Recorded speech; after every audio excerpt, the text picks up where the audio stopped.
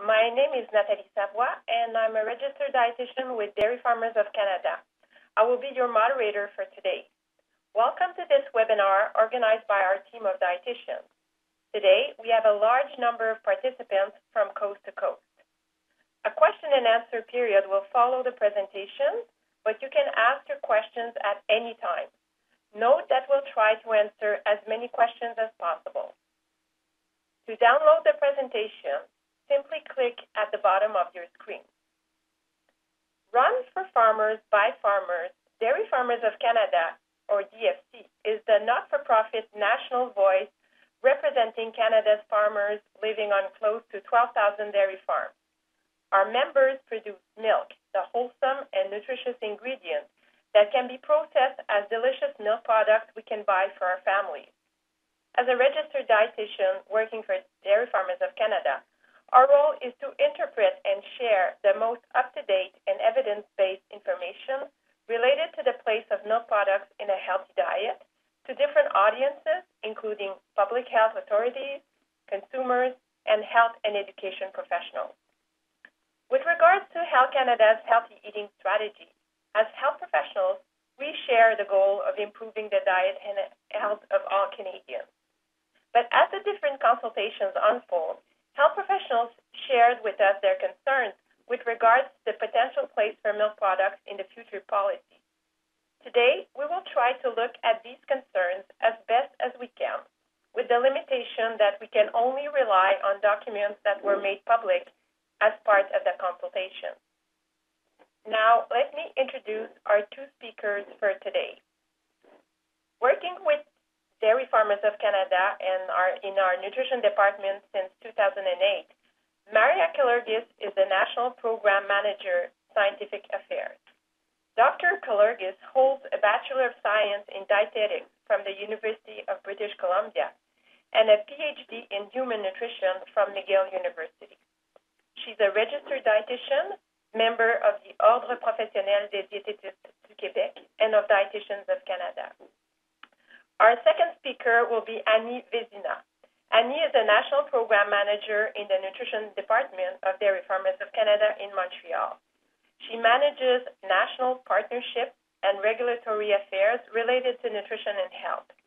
Ms. Vézina holds a Bachelor of Science in Nutrition from the Faculty of Medicine of Université de Montréal.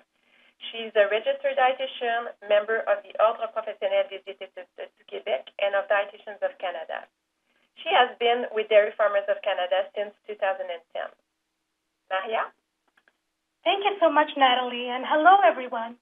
I'm very pleased to speak with you today about the scientific evidence on the role of milk products in health. I will begin my presentation by outlining the current state of evidence with respect to milk products in the following areas: cardiometabolic health, bone health, and cancer. This is based on the totality of the evidence with a focus on the strongest evidence to date. I will then discuss the importance of focusing on foods and dietary patterns as opposed to individual nutrients only. And finally, I will highlight some key points with respect to sustainable diets based on what we know thus far. With respect to cardiometabolic health, a recent systematic review of the evidence on the role of dairy products on cardiovascular-related clinical outcomes was published. This comprehensive review includes 21 meta-analyses of prospective epidemiological studies, as well as 11 additional prospective epidemiological studies. The researchers also assessed the quality of each meta-analysis, as well as the strength of the evidence using the grade system. This review set out to answer two main questions as follows. Is dairy consumption beneficially, neutrally, or detrimentally associated with cardiovascular health? And two, is the recommendation to consume low-fat as opposed to regular or high-fat dairy evidence-based? Overall, the data shows that there is no adverse association for any dairy category and for any specific dairy products such as milk, cheese, and yogurt, and risk of developing CVD, CHD, stroke, hypertension, metabolic syndrome, or type 2 diabetes. In fact, there are benefits associated with dairy products and several outcomes, including stroke, hypertension, metabolic syndrome, and type 2 diabetes. The conclusions from this review are as follows: that there is substantial evidence to support the inclusion of dairy products as part of a healthy diet, and the recommendation to focus on low fat in place of regular and high fat dairy is currently not evidence-based. With respect to bone health, a recent position statement by the National Osteoporosis Foundation of the United States highlighted the importance of developing strong bones during growth for preventing fractures and the critical role of calcium and dairy intake in that regard. Similarly, in another publication by the Belgian Bone Club and the European Society for Clinical and Economic Aspects of Osteoporosis, Osteoarthritis, and musculoskeletal diseases, the important role of dairy products in bone health is outlined, including that dairy products represent good dietary sources of calcium due to their high calcium and nutrient contents, high absorptive rate, availability, and relatively low cost, which makes the regular consumption of dairy products feasible. They provide more calcium, protein, magnesium, potassium, zinc, and phosphorus per calorie than any other typical food found in the adult diet. Intake of up to 3 servings of dairy products per day appears to be safe and may confer favorable benefits with regard to bone health.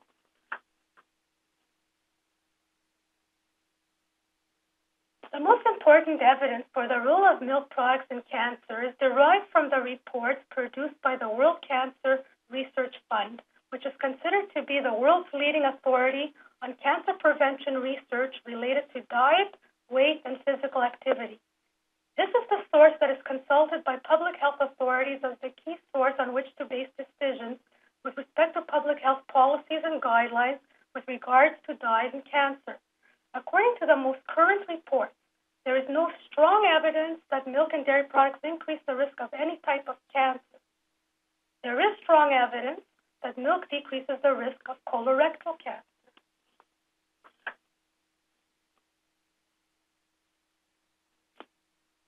Based on the fact that we now have a large body of scientific evidence on the role of foods in health and disease, it is important that we consider this evidence in nutrition guidance as opposed to only looking at the effects of individual nutrients as has been done for decades in nutrition research, as this may not give an accurate picture of the impact that a food has on health.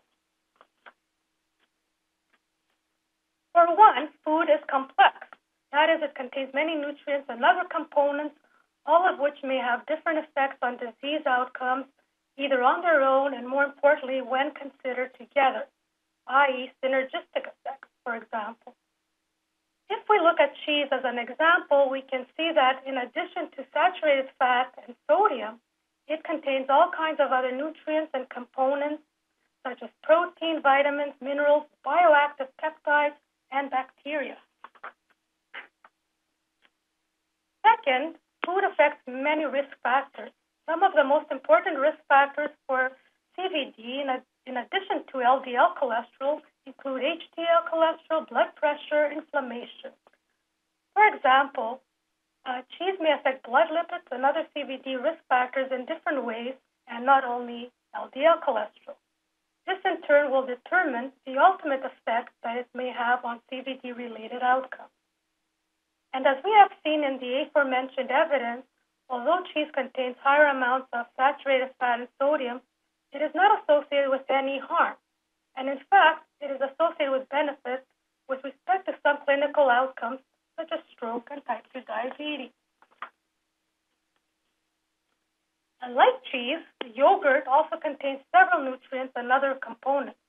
And also like cheese, even though yogurt may contain added sugar, it does not have any adverse effects on health and in fact appears to be associated with some health benefits such as reduced risk of type 2 diabetes. This effect of food on risk factors was recognized in 2010 by the Institute of Medicine, the health authority that sets recommendations for nutrients in Canada and the U.S., which published a report that highlighted that the effect of food on LDL cholesterol may not predict CVD risk because of the reasons previously mentioned. That is, food is complex and affects many risk factors. Health authorities and experts are beginning to take notice of the need to focus on foods as opposed to individual nutrients. For example, the Heart and Stroke Foundation of Canada, in a very bold move, introduced a new position on the role of saturated fat in heart disease and stroke. They were the first public health organization to take a new stand on saturated fat. They did not specify or set an upper limit for saturated fat, but instead emphasized the focus should be on the overall quality and quantity of foods rather than one nutrient. This position was taken after careful review of the most recent scientific evidence by a panel of renowned experts in the fields of nutrition and health. Also, in a recent authoritative review regarding dietary and policy priorities for cardiovascular disease, diabetes, and obesity, well-renowned researcher Darius Mozaffarian makes the following point. We need to focus on foods and dietary patterns rather than individual nutrients. With respect to dairy products, no long-term studies support harms, and emerging evidence shows potential benefits for dairy fat and high-fat dairy foods such as cheese. The choice between low-fat versus high-fat dairy foods should be a matter of personal preference. A recent article, based on presentations and discussions from an expert workshop on the dairy matrix, reached the following consensus. Future diet assessments and recommendations should carefully consider the evidence of the effects of whole foods alongside the evidence of the effects of individual nutrients. With respect to dietary patterns, the DASH diet has been extensively studied and is very well known. The DASH diet is generally described as a dietary pattern that is similar to Canada's food guide, with a greater emphasis placed on fruit and vegetables and milk products. In general, the DASH diet consists of about 8 to 10 servings of fruit and vegetables and about 3 servings of milk products. This includes approximately 30 grams of regular fat, regular sodium cheese. Adhering to the DASH diet can lower blood pressure and reduce the risk of developing hypertension, as has been shown in many studies. There are several variations of the DASH diet, including one with high-fat dairy instead of low-fat dairy products. This has been shown benefits regarding other cardiovascular risk factors in addition to blood pressure.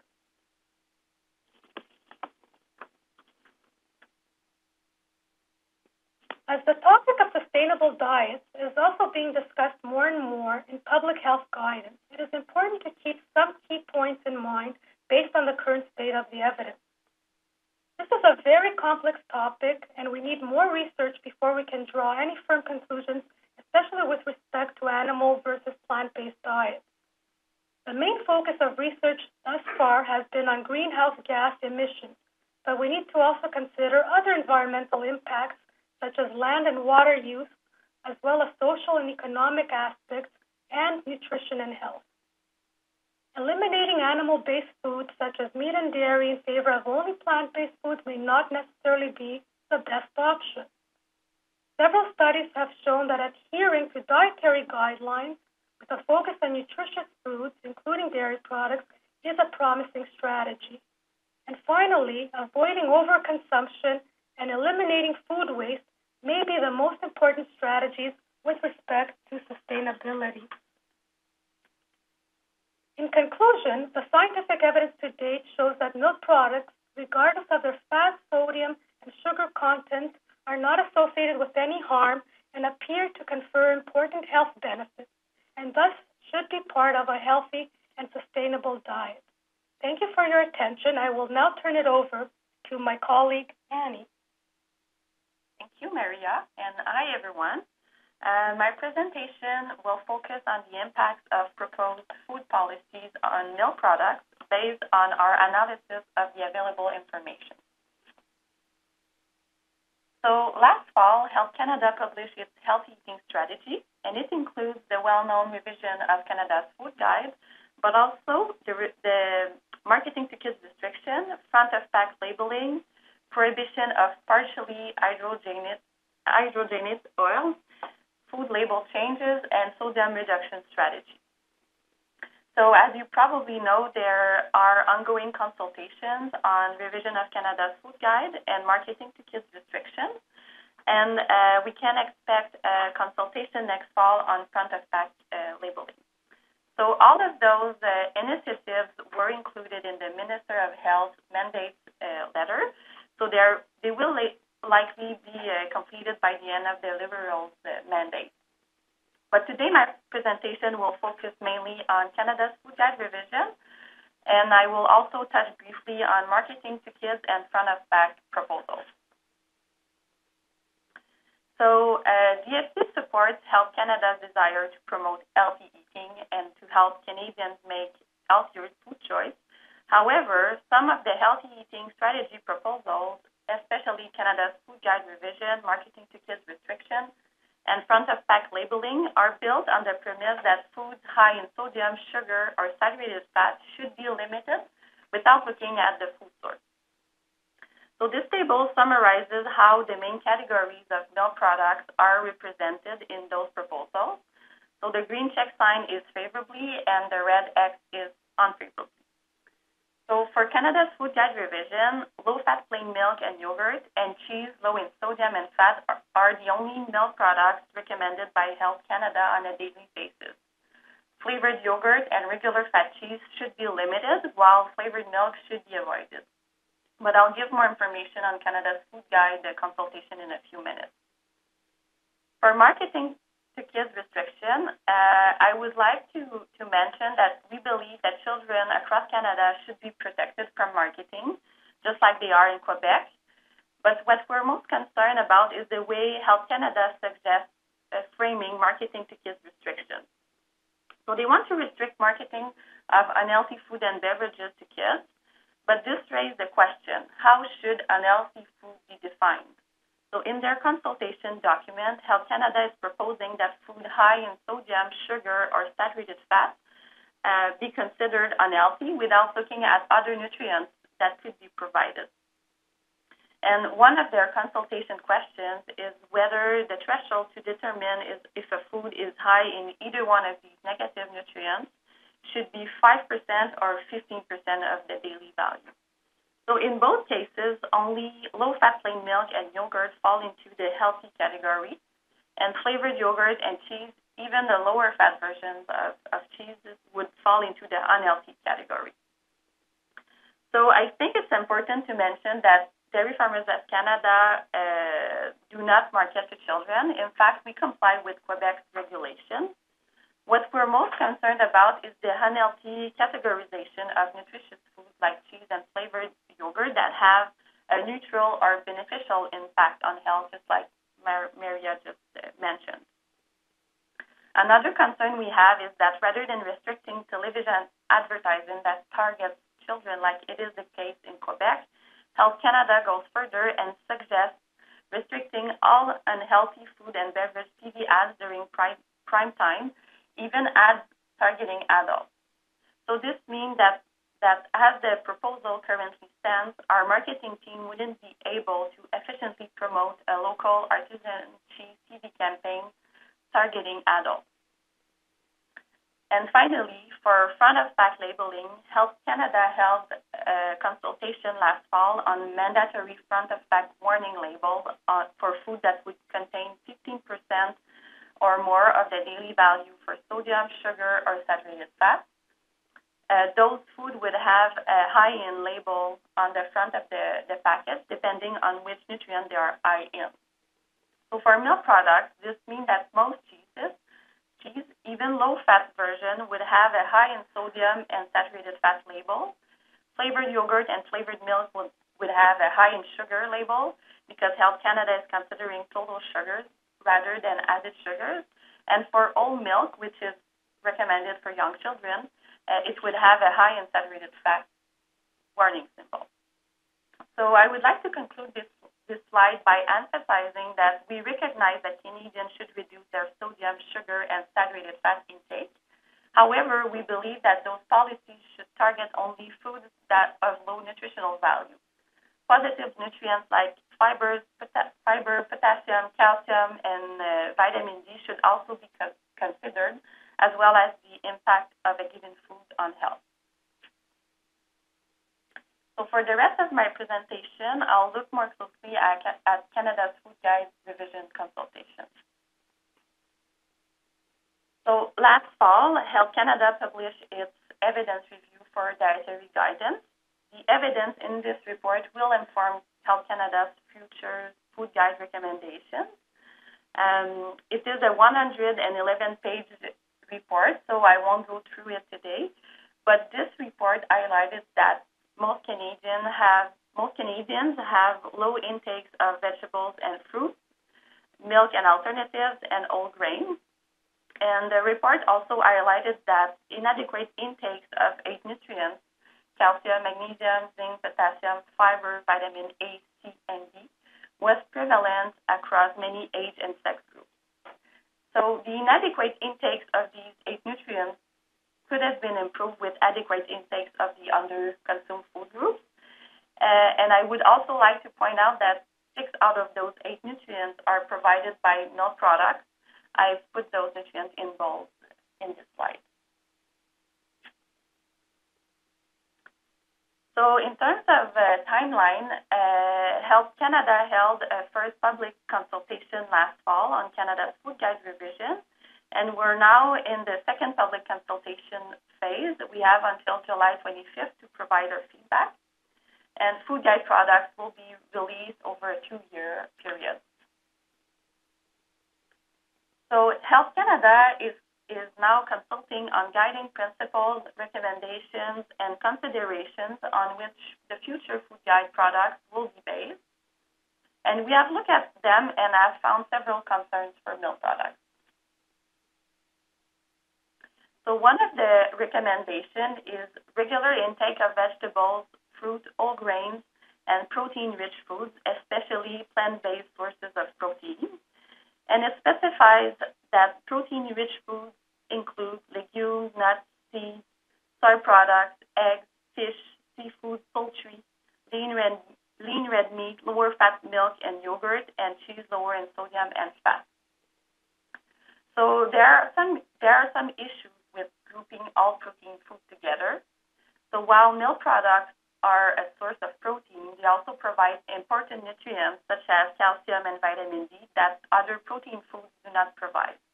And lumping all protein foods in the same group sends the message that they are interchangeable, but they're not.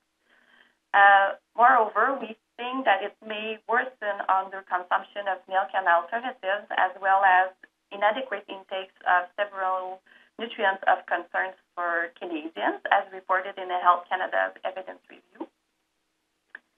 And according to Osteoporosis Canada, fractures linked to osteoporosis are more common than heart attacks, strokes, and breast cancer combined.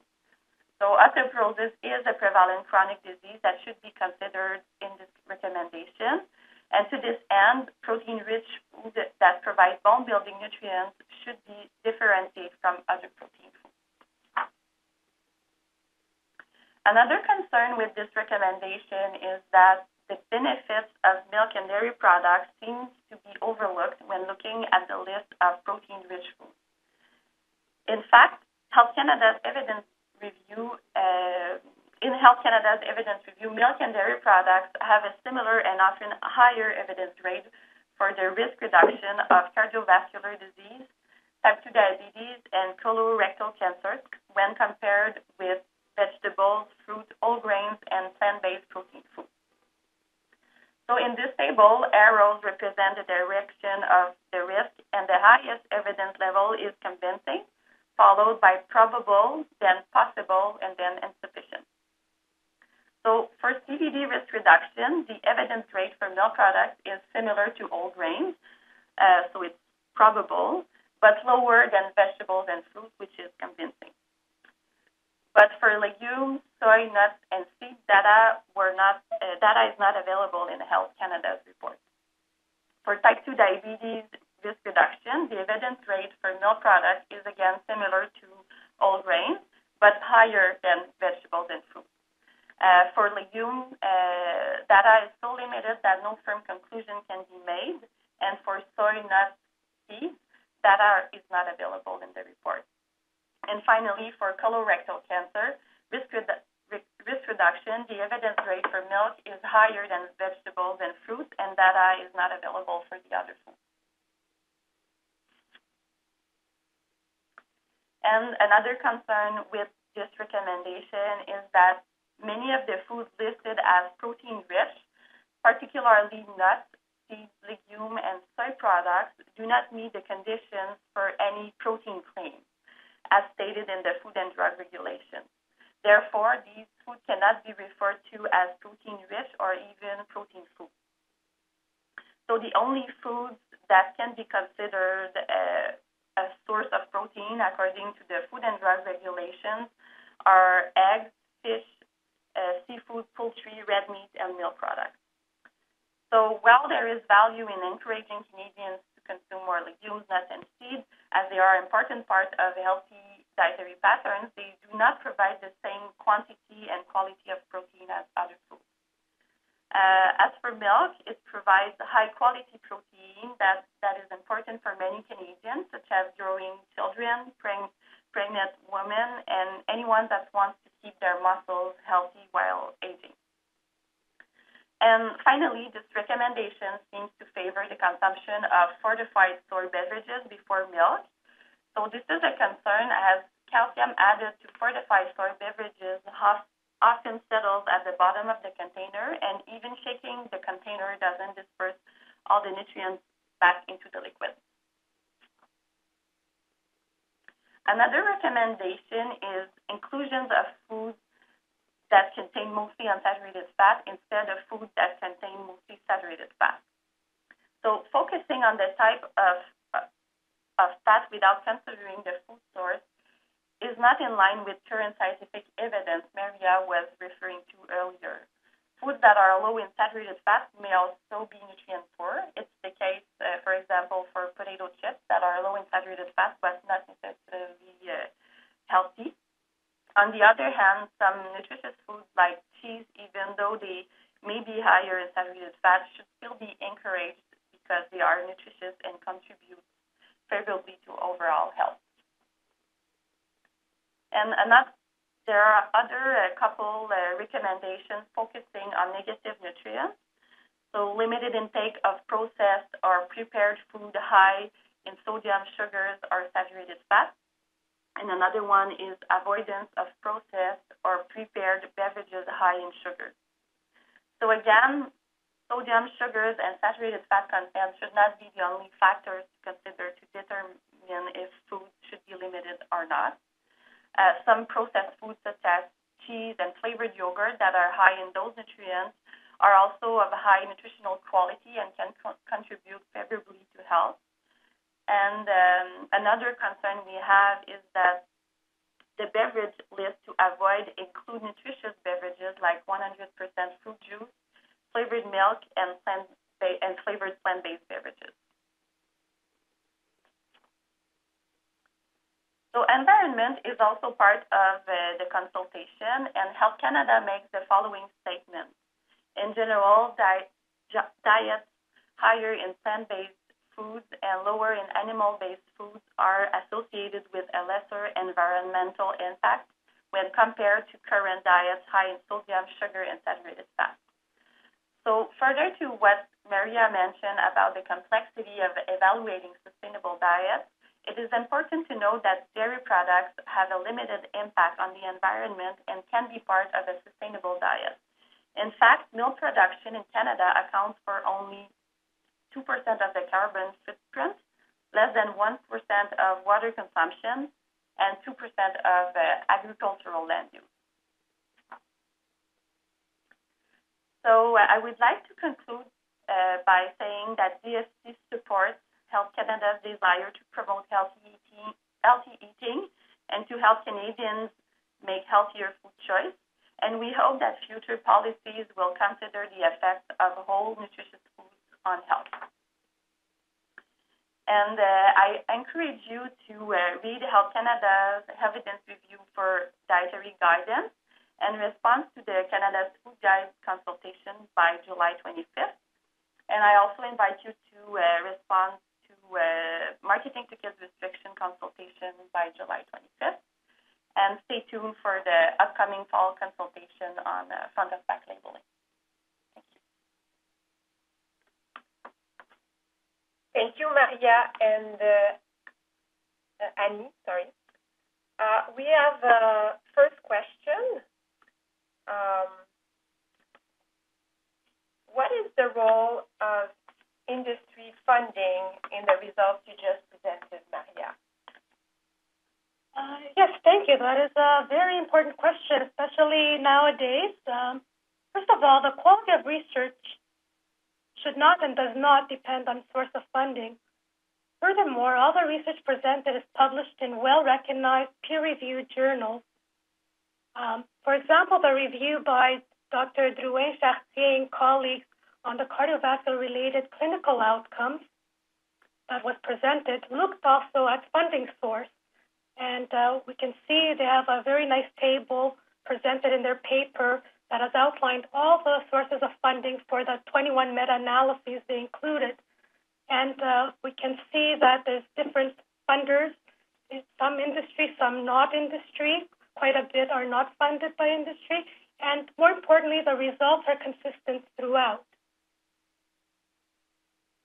Thank you, Maria. A second question for you. Are we ready to make recommendations around fermentable dairy products, given the state of evidence on the topic?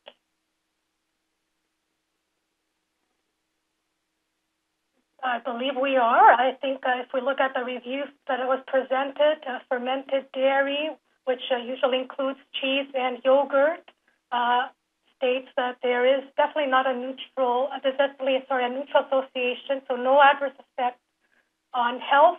And more importantly, there seems to be some health benefits that are associated with fermented products.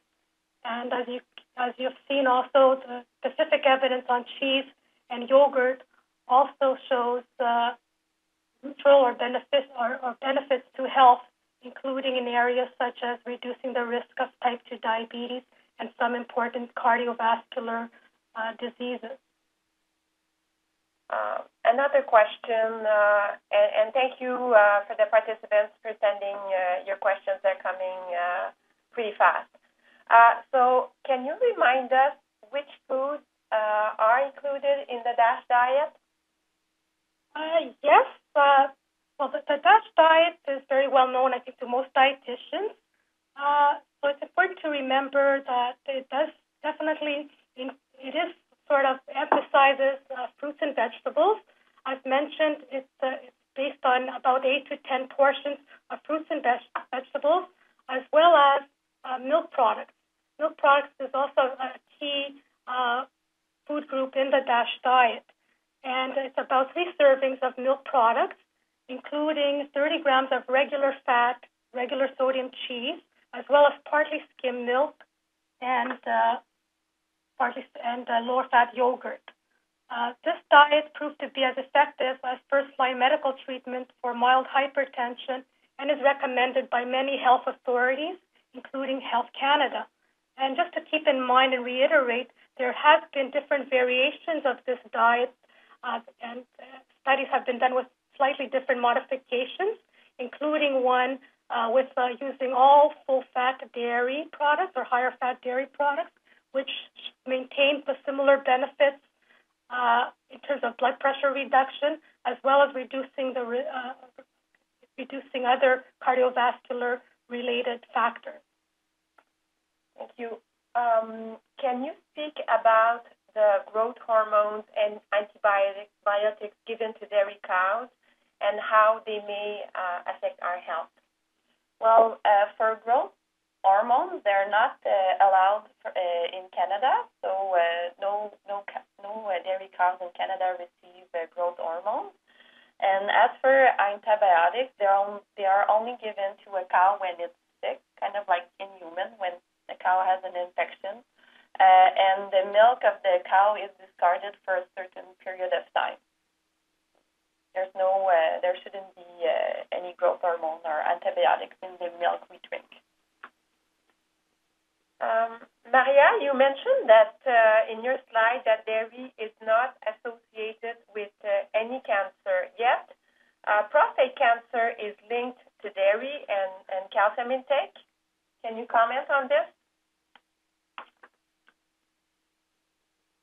Yes, thank you very much for that question. It's a very important question.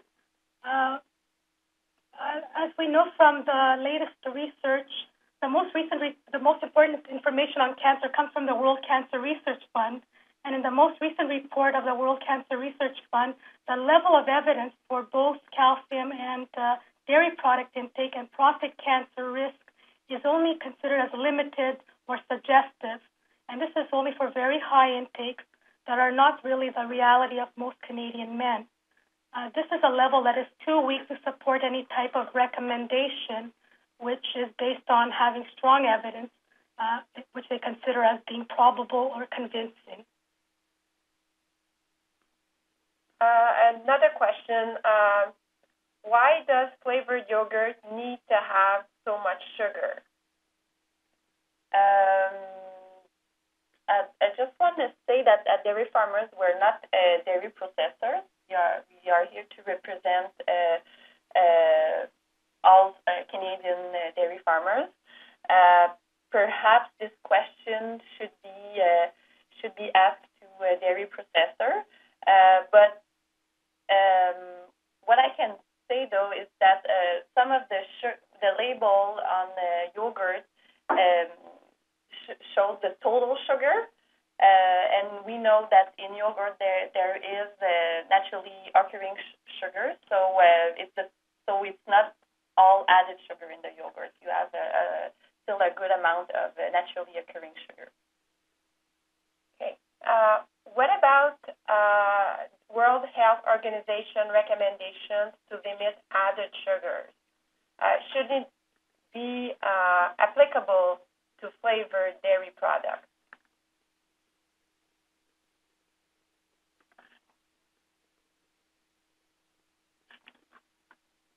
Another very good question.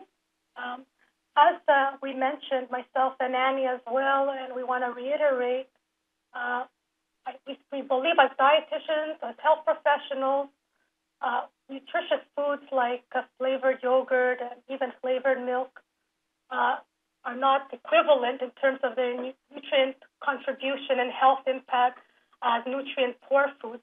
We feel the focus should be more on the nutrient-poor foods instead of the nutrient-rich foods. The American Heart Association had a position as well, and they did state in their position statement on dietary sugars that flavored milk and flavored yogurt were important contributors to diet quality and should not be the focus of reducing sugar intake.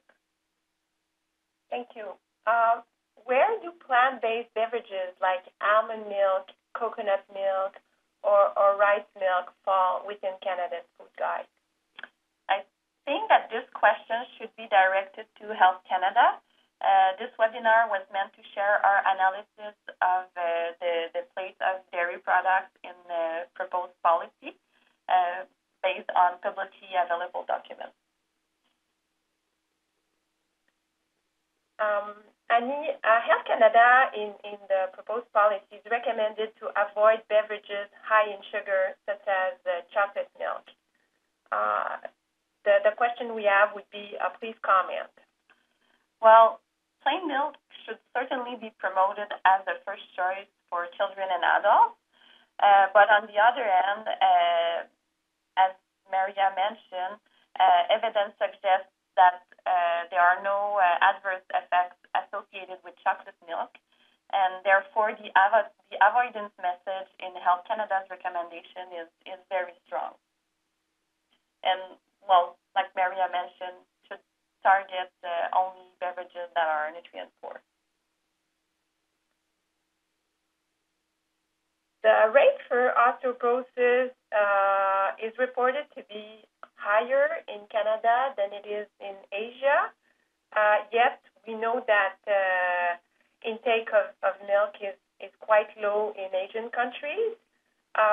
Why would you say that this is the case? Well, this is a very common misconception. In fact, osteoporosis is very prevalent in Asia, almost double what we have in Canada.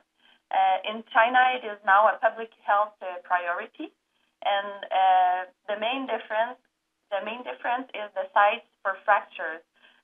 In North America, we tend to break our hips, while in Asia, vertebral fractures are endemic.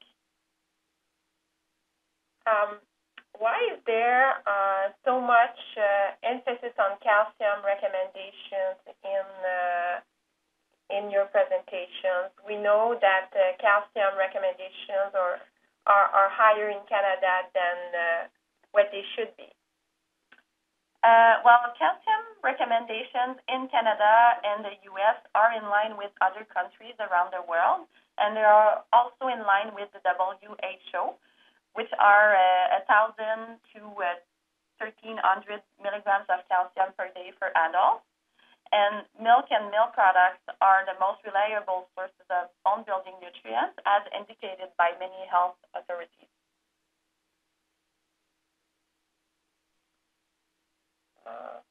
More questions? I think there's a lapse.